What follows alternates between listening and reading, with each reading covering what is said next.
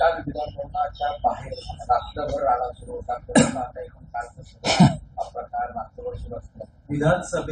विधानभवनाच्या आवारात आणि विधानभवनाच्या बाहेर असं दोन्ही ठिकाणी काल घटना घडल्या आणि विधानभवनाच्या आवारात झालेली मारहाण दोन कार्यकर्त्यांनी, दोन पक्षाच्या कार्यकर्त्यांनी, आमदारांमध्ये पण आमदारांच्या कार्यकर्त्यांनी टोळी युद्ध आहे, गँगवॉर. काल विधान भवनात जो प्रकार घडला हा फक्त दुर्दैवी नाही, दुःखद नाही, धक्कादायक नाही, तर महाराष्ट्राच्या संस्कृतीला लाज आणणार. मुख्यमंत्री देवेंद्र फडणवीस यांचं एक विधान माझ्या लक्षात आहे की मी महाराष्ट्राची संस्कृती जपेन, संस्कृती बदलू देणार नाही, वगैरे वगैरे वगैरे.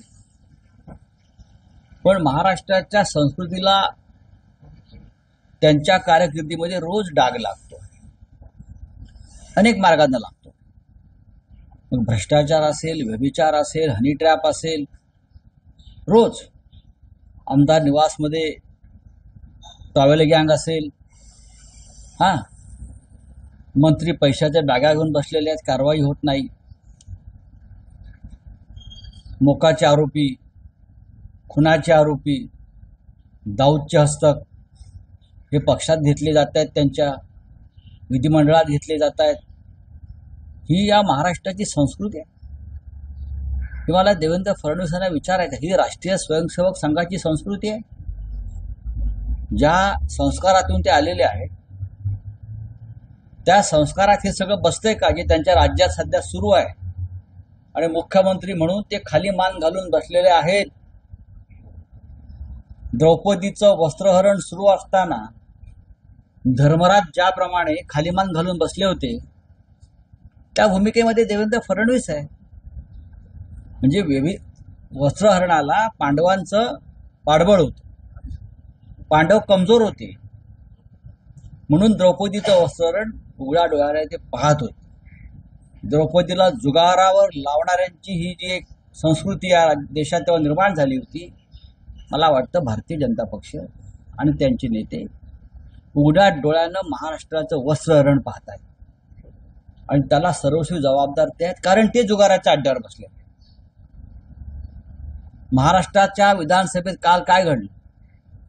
काल गँगवॉर झालं, विधान भवनात गँगवॉर झाले. मी सभागृहात म्हणत नाही, विधान भवनामध्ये गँग होती. परिसराला आपण भवन म्हणतो. विधान भवनामध्ये काय टोळी युद्ध झालं. खुनातले, मोकाचे आरोपी, दरोड्यातले आरोपी काल विधान भवनाच्या लॉबीत होते. कोणी आणले त्यांना? काय कारवाई झाली? कालची घटना पाहिल्यावरती शिवसेनेचं हे स्पष्ट मत झालं की महाराष्ट्रामध्ये राष्ट्रपती राजवटच लागायला पाहिजे. ह्यांना हे राज्य नियंत्रणामध्ये ठेवता येत नाही. हे गुंडांचं राज्य झालं. जर हे इतर कोणाच्या राज्यात झालं असतं, कुणी अन्य मुख्यमंत्री असता, तर हेच देवेंद्र फडणवीस विधान भवनाच्या पायरीवर येऊन किंचाळले असते, हे सरकार बरखास्त करा, इथे राष्ट्रपती राजवट लावा. मग काय त्यांना असं वाटत नाही का? त्यांनी आत्मचिंतन केलं तर त्यांना कळेल की माझं राज्य हे आता राष्ट्रपती राजवट लावण्याच्या लायकीचं झालेलं आहे. दोन आमदारांचे समर्थक म्हणत नाही मी त्यांना, समर्थक अशा प्रकारचे हल्लाबोल करत नाही. भाजपच्या आमदारांबरोबर जे लोक होते काल, त्यांचा रेकॉर्ड तपासा ना. त्यांचे रेकॉर्ड समोर आलेले आहेत. त्यातले किती मोकाचे आरोपी आहेत. मोकाचे आरोपी दाऊद इब्राहिमचे हस्तक हे विधिमंडळाच्या आवारात तुमच्या राज्यात यायला लागलेले आहेत. उद्या ते विधानसभेत जातील, लक्षात घ्या. आणि अशा प्रकारचं गँगवॉर हे सभागृहात होईल आणि त्याला भारतीय जनता पक्ष उत्तेजन देईल. गेल्या 2 महिन्यामध्ये महाराष्ट्रातल्या भारतीय जनता पक्षात ज्या लोकांची भरती झालेली आहे, ही भरती पूर्वी जी गुंडांची भरती व्हायची, अंडरवर्ल्डमध्ये भरती व्हायची ठिकठिकाणी, आम्ही पाहिलंय ते, त्या पद्धतीची भरती आहे. त्या पद्धती हा जो हनी ट्रॅप प्रकरण सध्या चाललाय नाशिक आणि इतरत्र, त्याच्यावरती देवेंद्रजी काय बोललेत का? त्यांनी बोलायला. नाना पटोले असतील, जयंतराव पाटील असतील, विधान परिषदेमध्ये अंबादास दानवे असतील, अनिल परब असतील, प्रत्येकाने हा विषय विधिमंडळात मांडला. त्याच्यावरती सरकारचं मत काय आहे? कालच्या घटनेबद्दल सरकारचं मत काय आहे? ह्या लोकांना विधानसभेत विरोधी पक्षनेता त्यासाठीच नको आहे. या सगळ्या मुद्द्यावर तो आवाज उठेल विधिमंडळामध्ये आणि सरकारला जाब विचारेल. म्हणूनच ते विरोधी पक्षनेता होऊ देत नाही विधानसभेत. माझी मागणी आहे की राज्यपालांनी जर ते खरोखर घटनेचे, संविधानाचे रखवालदार असतील या राज्यात, तर त्यांनी कालच्या घटनेचा अहवाल गृह मंत्रालयाला पाठवून राष्ट्रपती राजवटीची शिफारस करायलाच हवी. गुंड टोळ्या विधानसभेपर्यंत पोहोचल्या. विधानसभेच्या दाराच्या बाहेर काल फक्त चाकू, सुरे आणि हत्यारं बाहेर काढायची गरज होती आणि काल त्यांच्याकडे, त्यांच्या गाड्यांमध्ये अशा प्रकारची हत्यारं होती. मोकाच्या आरोपीकडे, ही माझी माहिती आहे, ही हत्यारं होती सगळी. आणि जितेंद्र आव्हाडांना मारण्याचा कट होता, ही सुद्धा पक्की माहिती आहे. पण राऊसाहेब, आमदारांच्या शिस्तीचं काय किंवा विधान भवनात होत असलेल्या गर्दीचं काय? मी शक्यतो कमी जातो. मी आजच सकाळी, माझे आमदार भाऊ आहेत सुनील राऊत, आणि माझ्याकडे सकाळी आमदार मिलिंद नार्वेकर आले होते. मी त्यांच्याशी सुद्धा बोललो की मला आतमध्ये जाता येत नव्हतं. माझ्यासारख्या वरिष्ठ खासदाराला मुख्य गेटपासून पायरीपासून सगळ्या लॉब्या, हे आमदार खासदार नव्हते, हे कोणी आणलेले लोक आहेत आतमध्ये. मला गर्दीतून मार्ग काढून आतमध्ये जावं लागलं. विरोधी पक्ष नेत्याच्या दालनापर्यंत जाता येत नव्हतं मला, रस्ता मिळत नव्हता मला. इतकी गच्च लॉबी भरली. कोण आहे ते लोक? 280 आमदार आहेत विधानसभेचे, काही अधिकारी आहेत आणि विधान परिषदेचे आमदार आहेत 60. त्याच्या व्यतिरिक्त ही जी कालची गर्दी होती, ही कोणाची गर्दी आहे? ही दलालांची गर्दी. कुठे दलाल आहेत? राज्यसभा आणि लोकसभेत मी 25 वर्ष आहे संसदेमध्ये. संसदेच्या काळामध्ये खासदारांच्या पीएला सुद्धा आतमध्ये त्या लॉबीत मुख्य दरवाजातून प्रवेश मिळत नाही. शिस्त तिथे आम्ही ठेवली. सुरुवातीला आम्ही विरोध केला या गोष्टी की असं कसं काय, पण नंतर आपल्या लक्षात आलं की ही शिस्त आवश्यक आहे. जर आम्हाला काम करायचं असेल आतमध्ये, तर फालतू गर्दी संसद भवनामध्ये असता कामा. पण ज्या पद्धतीचं काल मी हे सगळं पाहिलं चित्र गर्दीचं, हे नियंत्रणाच्या बाहेर आहे देवेंद्र फडणवीस यांच्या.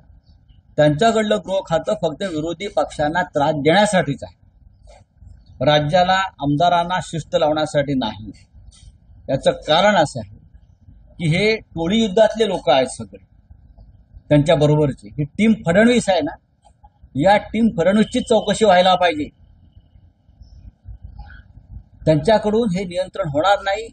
गुंडांना नियंत्रण करणं शक्य नाही आणि तुमच्यामध्ये ह्यांना गोळ्या घालण्याची क्षमता नाही. काल मोकाचे आरोपी जर तुमच्या दालनापर्यंत पोहोचलेले आहेत, ते कोण आहे? ती नावं तुम्हाला माहिती आहेत. काय कारवाई केली तुम्ही? एक आमदार रात्री 1 वाजता येऊन आव्हाड, हे आंदोलन त्यांना करावं लागतंय काही गोष्टीसाठी. हे जे भाजपचे आमदार आहेत सन्माननीय, त्यांची भाषा काय? मग शरद पवार साहेब त्यांच्या कुटुंबाविषयीची भाषा काय? आमच्या सगळ्यांविषयी जे वक्तव्य करतात, मग उद्धव ठाकरे साहेब असतील, अन्य कोणी असतील, त्यांच्याविषयी त्यांची भाषा काय? तुम्ही संस्कृतीच्या गोष्टी करतायत ना देवेंद्र फडणवीस. मग त्यांना आपल्या आमदारांच्या जिभेला लगाम घालतायत ना. तुम्ही टीका जरूर करा, पण गेल्या काही दिवसामध्ये हा सद्गृहस्थ सन्माननीय आमदार तुमचा, पवार साहेबांचं कुटुंब असेल किंवा आमच्यासारखे लोक असतील, ठाकरे कुटुंब असेल, हा इतर नेते असतील, त्यांच्याविषयी कोणत्या भाषेमध्ये हा बोलतोय? कौटुंबिक असतील, अमुक असतील, अनेक विषयांवर बोलतो. याला देवेंद्र फडणवीसच्या टीममध्ये असलेला आमदार, त्याला काय इतकी सूट दिली आहे का? मला व्यक्तिगत टीका करायची नाही, पण तुम्ही महाराष्ट्रामध्ये ज्यांनी एक योगदान दिलेलं आहे राज्य घडवण्यामध्ये, मग ते ठाकरे कुटुंब असेल, पवार कुटुंब असेल, अन्य कोणी असतील, त्यांच्याविषयी कोणत्या भाषेमध्ये बोलते आणि भाजपचे लोक टाळ्या वाजवतायत. या भाजपचं योगदान काय या महाराष्ट्र घडवण्यामध्ये मला सांगा जरा. याच गुंड टोळ्या घेऊन तुम्ही राज्य करताय ना. हे ठग आहे सगळे. नाही, पण राऊतसाहेब दोन्ही बाजूनी संकेत मिळत होते. पडळकर आणि आव्हाड एकमेकांवर ज्या पद्धतीनं मग हे गृह खात्याचं काम नाही का? शेरेबाजी हे गृह खात्याचं पोलिसांचं काम नाही का? हे देवेंद्र फडणवीस गृहमंत्री म्हणून त्यांचं काम नाही का? हे संसदीय कार्यमंत्री विधानसभा अध्यक्षांचं काम नाही का? की परिस्थिती नियंत्रणाबाहेर जाऊ शकते हे त्यांना कळत नव्हतं का? काम काय आहे त्यांचं? हेच काम आहे ना. गृह खात्याचं काम काय आहे? सुरक्षा व्यवस्थेचं काम काय विधिमंडळातल्या? सांगा ना मला. म्हणजेच मी म्हणतो की कायदा सुव्यवस्था ही पूर्णपणे अपयशी आहे. गृहमंत्री अपयशी आहेत, त्यांचं सरकार अपयशी आहे. गुंड टोळ्यात त्यांनीच पोचलेल्या आहेत त्याच्यामुळे त्या त्यांच्या नियंत्रणाखाली नाहीये. रोज 5-10 गुंड हे प्रवेश करून घेत आहेत. प्रवेश करण्यासाठी त्यांच्यावरचे गुन्हे काढले जात आहेत. नाशिकला पहा, भाजपात प्रवेश करायचे आहेत म्हणून आधीचे गुन्हे ताबडतोब रद्द केले जात आहेत. अशा या ठगांचं नेतृत्व या राज्यात कोण करताय? मुख्यमंत्री देवेंद्र फडणवीस, गृहमंत्री देवेंद्र फडणवीस, चंद्रशेखर बावनकुळे आणि भाजपचे सध्याचे अध्यक्ष रवींद्र चव्हाण हे अशा ठगांचं नेतृत्व करतायत. लक्षात घ्या. हे बोलायला कोड आहेत, आतून काळे कुट्ट आहेत. नवीन गायकवाडांच्या हत्यातील जो आरोप आहे त्याला जामीन मंजूर झाला. हे सगळे गुंड पोचलेले भाजपचे आहेत. हे सगळे मोकाचे आरोपी, खुनातले आरोपी, बलात्कारातले आरोपी सगळे भारतीय जनता पक्षामध्ये आहेत. आणि काल ते विधिमंडळाच्या आवारात होते. हत्यार बंद होते आणि त्यांना आमदाराचा खूनच करायचा होता. हे तुम्हाला मी आता सांगतो. रावसाहेब, महाराष्ट्राच्या राजकारणाची आणखी एक घटना आहे की उद्धव ठाकरेंनी काल मुख्यमंत्री देवेंद्र फडणवीस यांची भेट घेतली. बंद जागा त्यांची जवळपास 20 मिनिटं दोघांमध्येही चर्चा झाली. आता असे तर्क लावले जातात की जी सत्तेची ऑफर फडणवीसांनी उद्धव ठाकरेंना परिषदेच्या सभागृहात दिली, त्यानंतर शिवसेना उभाटाला सत्तेची ओढ किंवा सत्तेचे वेध लागले. कारण अलीकडे फडणवीस आणि उद्धव ठाकरेंच्या भेटीगाठी अनेकदा होत आहेत आणि खुली ऑफर दिली आहे. चुकीची माहिती आहे. अनेकदा वगैरे काही नाही. या संपूर्ण काळात ते 2दाच भेटलेले आहेत. एकदा देवेंद्र फडणवीस मुख्यमंत्री झाले तेव्हा ते पुष्पगुच्छ त्यांनी एक कर्टेसी म्हणून दिला. काल ते भेटलेले आहेत. ते महाराष्ट्रात त्यांनी पुन्हा एकदा काय त्रिभाषा सूत्री वित्री मी लावणारच हे त्यांनी जे चला जोर देऊन सांगितलंय, तो चला जोर देऊ नका फार. बरं का? हिंदी सक्ती तुम्हाला या महाराष्ट्रात लादता येणार नाही. या संदर्भातले काही पुस्तकं आणि काही कागदोपत्री पुरावे घेऊन ते काल देवेंद्र फडणवीस यांना भेटले आणि त्यानंतर संध्याकाळी दंगल झाली. बंद दारा आड दोन नेत्यांमध्ये चर्चा तर झाली. कसलं बंद दाराआड चर्चा? बंद दाराची चर्चा काय राहते का? आतल्यात एवढ्या फटी असतात आणि एवढे लोक बाहेर बसलेले असतात आणि बंद दाराआड चर्चा काय मानणारे देवेंद्र फडणवीस आहेत का? बंद दाराआड चर्चा अमित शहा बरोबर झाली होती ना. बंद दाराआड चर्चा मातोश्रीमध्ये अमित शहा बरोबर झाली होती की. माझा त्या बंद दाराआडच्या चर्चेवरती अजिबात विश्वास नाही. मी माझं व्यक्तिगत मत सांगतो. या बंद दाराच्या चर्चेला काही अर्थ नसतो. आतमध्ये काय चहा पितात की एकमेकांना मिठ्या मारतात की टाळ्या देतात हे कोणाला कळत नाही. बाहेरून काही सांगायचं असेल तर सांगू द्या. आता अमित शहाची आणि उद्धव ठाकरे यांची बंद दाराआड चर्चेचा मी साक्षीदार आहे. बाहेर सगळे कौरव पांडव बसले होते पंचा टाकून मांडीवर थाप मारत. नाही, पण महाविकास आघाडी सरकार असताना मोदी आणि ठाकरेंची दिल्लीत पंतप्रधानांच्या मी तेच तर म्हणतोय ना. अरे बंद दाराआड चर्चेला काय अर्थ असतो का? असं म्हणतात की उद्धव ठाकरे यायला तयार होते. अत्यंत चुकीचं आहे. आम्ही कधी भारतीय जनता पक्षाबरोबर जाणार नाही. ज्या भारतीय जनता पक्षानं हिंदुहृदय सम्राट शिवसेना प्रमुख बाळासाहेब ठाकरे यांचा पक्ष स्वतःच्या स्वार्थासाठी फोडून हा पक्ष आणि चिन्ह चोरांच्या हातात दिलं आणि ते चोर तुमच्या मांडीला मांडी लावून बसले, अशा भारतीय जनता पक्षाबरोबर शिवसेना जाईल हा विचार म्हणजे भ्रष्ट विचार आहे. अजिबात नाही. बरं चाललंय आमचं, अजून बरं होईल. ह्या गुंडांच्या टोळ्या चालवणाऱ्या लोकांबरोबर आम्ही कशाला जायचं? उद्धव ठाकरे भेटले ना राज्याच्या कामासाठी. जर मुख्यमंत्री महोदयांच्या दालनामध्ये माझे मुख्यमंत्री भेटले असतील किंवा शिवसेना पक्षप्रमुख भेटले असतील तर त्यात चुकीचं काय आहे? तुम्ही त्यातले वेगळे अर्थ का काढताय? अजिबात. यापुढे कधीही शक्य नाही की हा विषय बोलिये बोलिये. सर, दो आमदार कार्यकर्ता झगड़ा कर चुके हैं, विधानसभा की जो गरिमा है उस पर सवाल उठ रहा है सर, किस तरीके से? विधानसभा की जो साख है वो मिट्टी में मिलाने का काम देवेंद्र फडणवीस जी के नेतृत्व में जो सरकार चल रही है वो सरकार ने किया है. महाराष्ट्र में गुंडाराज चल रहा है. एमएलए हॉस्टल में खुलेआम एक टॉवेल गैंग घूम रही है एमएलए की, वो भी सरकार की है. मंत्री जो होते हैं वो पैसे के बड़े बड़े थैले लेकर बैठते हैं, वो वीडियो पे दिख रहा है. प्रवीण गायकवाड़ जैसे एक सामाजिक कार्यकर्ता के ऊपर खुलेआम हमला होता है. सभी गुंडे इस राज्य के जमा करके बीजेपी में शामिल हो रही है. ये होने के बाद आप क्या उम्मीद करते हैं कि विधानसभा में क्या होगा? ये गुंडों की टोली विधानसभा तक पहुंच गई और मुख्यमंत्री जो गृहमंत्री भी है उसको चैलेंज देकर वहां गैंग वॉर किया. महाराष्ट्र में पहली बार हुआ है कि विधान भवन में अंदर जाकर हथियार बंद लोग गैंग वॉर करते हैं, एक दूसरे को मारने की कोशिश करते हैं. एनसीपी के एमएलए जितेंद्र आव्हाड की हत्या करने का बहुत बड़ा षड्यंत्र कल था. क्या कर रहे देवेंद्र फडणवीस? किसके लोग थे? जो लोग अंदर घुस गए थे लॉबी में वो सब हत्या बलात्कार के आरोपी थे, मकोका के आरोपी थे छूटे हुए. उनकी गाड़ी में हथियार थे. कैसे आ गए अंदर ये लोग? उसका मतलब आपका गृह मंत्रालय पूरी तरह से फेल है, लॉ एंड ऑर्डर फेल है. महाराष्ट्र फिट केस है राष्ट्रपति शासन के लिए. राष्ट्रपति शासन के लिए महाराष्ट्र फिट केस है. अगर ये हमारी सरकार होती तो यही देवेंद्र फडणवीस दिल्ली में जाकर हंगामा करते कि राष्ट्रपति शासन लगाइए. और आप क्या कर रहे? आत्मचिंतन करिए क्या हो रहा है महाराष्ट्र में. आप गुंडों की टोली चला रहे हो. ये गुंडा राज बनाया महाराष्ट्र को आपने. अच्छा, हनी ट्रैप को लेकर लगातार सवाल उठाए जा रहे हैं, सरकार इसमें चुप क्यों है? हनी ट्रैप में बीजेपी के लोग फंसे हैं. हनी ट्रैप नासिक में जो चल रहा है, दर दिन लोग सवाल पूछ रहे हैं. नाना पटोले पूछ रहे हैं, अनिल परब, अंबादास दानवे, बड़े बड़े हमारे नेता है, हमारे साथी है, दर दिन सवाल पूछ रहे हैं वहां जाकर असेंबली में और काउंसिल में.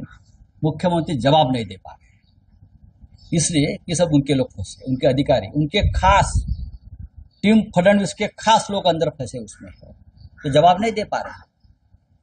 यह हमारी महाराष्ट्र की प्रतिमा हो गई. कल के दौरे के बारे में बताने वाले थे. उद्धव ठाकरे जी दिल्ली में जाएंगे, सभी नेताओं के साथ उनकी बैठक होगी. मैं आपको तारीख जल्दी बता दूंगा. राहुल साहेब, महाराष्ट्राचे मुख्यमंत्री असं म्हणतात की त्रिभाषा सूत्र हे लागू होणारच. डॉक्टर नरेंद्र जाधव समितीच्या अहवालाची मुख्यमंत्री प्रतीक्षा करतायत आणि त्यांचं असं म्हणणं आहे की इंग्रजी भाषेला पायघड्या आणि भारतीय भाषांना विरोध करायचा हे सहन केलं जाणार नाही. बघा, देवेंद्र फडणवीस यांचा अभ्यास कच्चा आहे. ते वकील जरूर आहेत. इंग्रजी भाषा ही जगाची ज्ञानभाषा आहे. तुम्हाला या देशाचं डप्प करायचं असेल तर मग तुम्ही इतर अनेक भाषा आहेत त्या भाषेमध्ये हात देत चालवा. जगाची ज्ञानभाषा इंग्रजीला कुठेही विरोध होत नाही. जपान आणि चीनने सुद्धा इंग्रजी स्वीकारली आहे महाशय, बरं. आणि हिंदीला कोणी विरोध केलेलाच नाहीये. ते काय सांगतायत? हिंदीला आत्ता बी हिंदीमध्ये बोललो ना.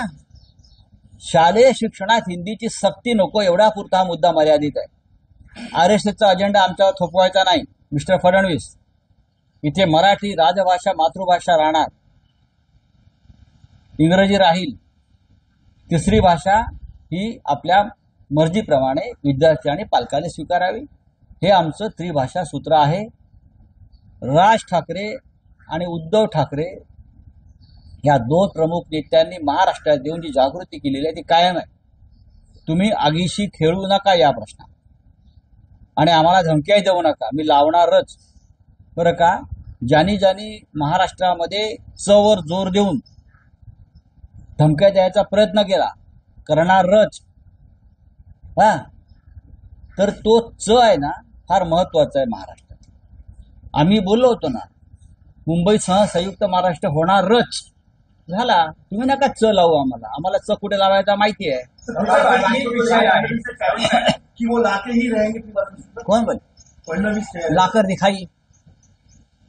लाकर दिखाए आपका मुख्यमंत्री पद बर्खास्त हो जाएगा. ये महाराष्ट्र है भाई, आप महाराष्ट्र के मुख्यमंत्री हो.